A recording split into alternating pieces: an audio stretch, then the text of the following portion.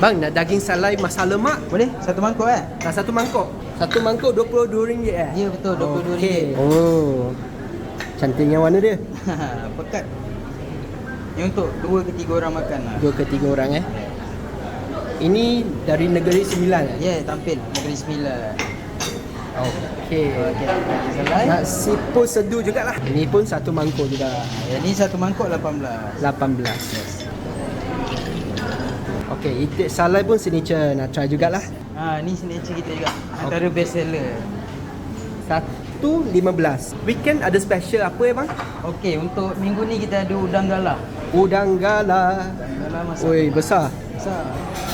RM18 satu. Ada apa lagi yang special? Bau tempoyak. Bau.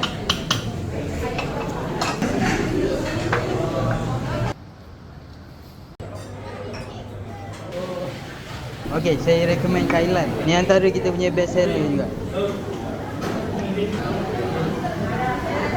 Okey, next saya recommend udang sambal petai.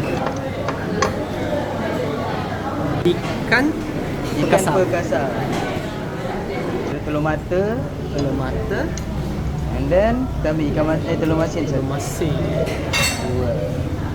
Saya baru tahu dekat Bangsar ada kedai jual masakan lemak asli Negeri Sembilan. Dah tak perlu drive jauh-jauh ke Negeri bila craving for masak lemak. Makanan sini memang saya boleh cakap dia sedap. Semua lauk rasa lemak dia tak sama, tak copy and paste. Ada yang pedas sikit, ada yang manis sikit. Yang penting semua rasa pekat dan cukup rasa, tapi dia tak rasa muak. Yang terpaling favourite saya, daging masak lemak dan weekend special ikan masak tempoyak. Kat sini ada banyak juga lauk bukan masak lemak. Yang paling saya suka udang petai. Kedai dia luas, sejuk dan selesa. Kalau bawah dah penuh, diorang akan buka second floor. Nak booking untuk buat event pun boleh. Saya confirm akan datang lagi.